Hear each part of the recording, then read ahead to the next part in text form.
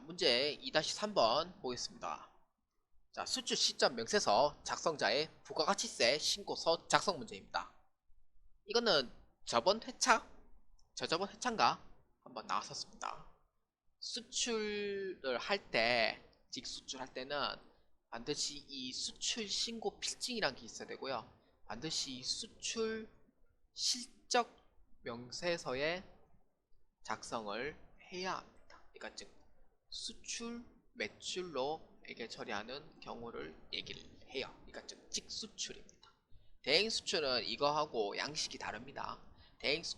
대행수출은 이제 영세율 전자세우기에서 발행을 하고, 그 다음에 직수출한 경우에는 이제 수출 매출로 해가지고 수출 신고 필증이 나옵니다. 그래서 이거에 대한 이제 한번 부가가치세 신고까지 해보도록 하겠습니다. 자료 1번은 이제 수출 신고 필증이고요.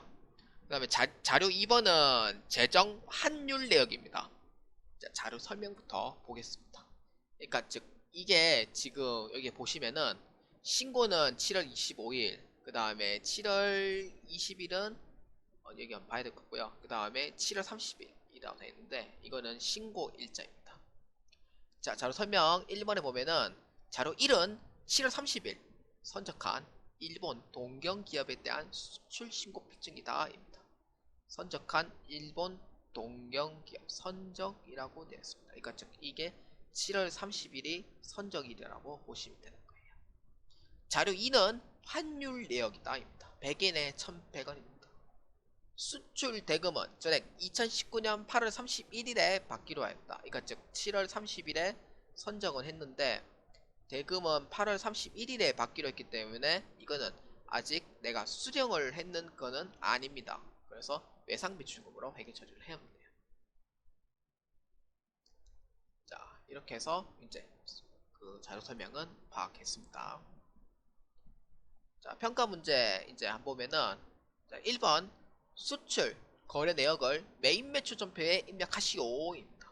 일단 1번, 2번, 3번 먼저 순서대로 해보도록 하겠습니다. 자, 메인 매출 전표에 입력을 하는데 날짜는 언제냐면은 선적일인 7월 30일로 해서 입력합니다. 자, 유형은 아까 얘기했듯이 제가 직수출 했는 거라 했습니다. 직수출한 경우에는 수출 신고 필증이 반드시 필요해요. 그래서 매출 수출로 합니다. 분명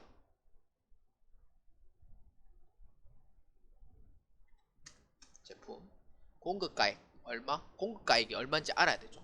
그러니까 즉 얼마냐면은 이제 신고가액이 얼마냐면은 여기에 신고가액이 아니고 결제 금액을 봐야 돼요. 78만 N입니다. 그러니까 즉 100엔에 우리나라 돈 얼마냐면은 1100원이에요. 그러니까 78만 엔에 1100원으로 계산하면은 계산 뭐합니다. 시간 많이 걸려요. 계산 못해요. 그래서 이거를 엔화가 78만 엔이고 원화가 1100원이니까 그러니까 즉 100엔에 1100원인 거죠. 그래서 이거를 먼저 1엔으로 바꿔줘야 돼요. 1엔으로. 그래서 0 두 개를 뺍니다. 그러면은 얼마냐면은 11원인데요. 11원. 이렇게 해서 계산합니다. 78만 N에 곱하기 11원으로 계산해줘야 돼요. 그러니까 0 두 개는 무조건 빼야 됩니다.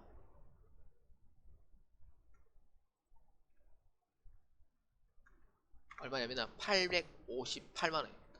그러니까 즉 선적일에 대한 금액이 얼마냐면은 858만원이에요. 그러니까 즉 78만 N 곱하기 11원으로 해야 됩니다. 그래서 1N당 11원이에요. 우리나라 돈으로. 자, 어디냐면은 동경기업입니다. 전자 입력해도 없죠. 왜? 이거는 전자세운계산서를 증명할 필요가 없어요. 왜냐면은 상대방은 외국에 있는 기업이니까 전자세운계산서를 발행할 수는 없어요. 그러니까 즉 소비지국 과세 원칙에 의해서 이제 상호간에 세금은 0%로 해야 한다 라는 의미에서 이제 증빙은 따로 없이 영세율로 적용합니다. 직수출한 경우에 그렇습니다. 분계는 뭐냐면은 분계는 외상입니다. 외상으로 해주면 돼요. 왜냐하면은 2019년 8월 31일에 받기로 했기 때문에 외상으로 해주면 됩니다. 자, 2번 수출 시점 명세서를 작성하시오입니다. 수출 시점 명세서를 작성하시오입니다.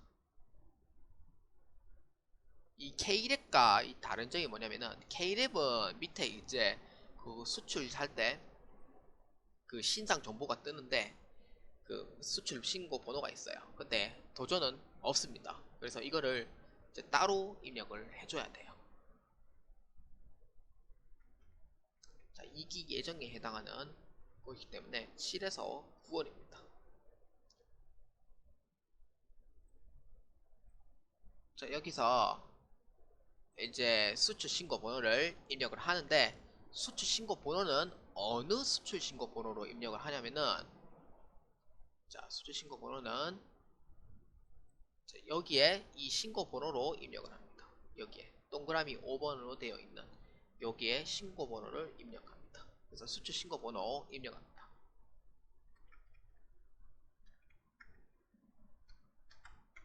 또 입력을 하고요. 선적 일자는 언제냐면은 2019년 7월 30일 통화 코드는 JPY입니다.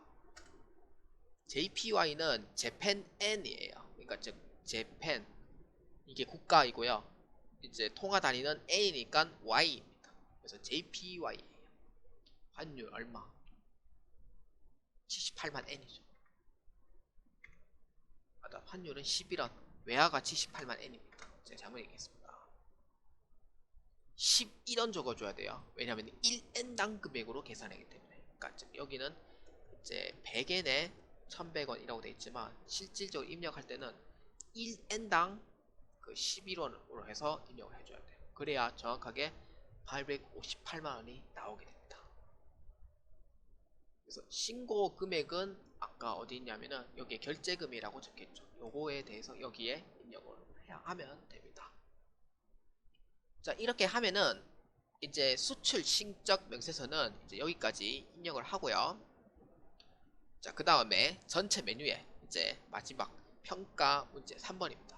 부가가치세 예정 신고 명세서에 이제 반영을 하라고 했습니다. 부가가치세 예정 신고입니다. 자, 부가가치세 신고서에 클릭을 하고 그 다음에 7에서 9월달까지 입력합니다. 자, 그러면은 영세에 이제 직수출이기 때문에 영세 기타에 858만원을 입력하고 858만원이 입력이 하는 게 아니고 반영되어져 있는 걸 확인하고 이제 다음 문제로 넘어가도록 하겠습니다.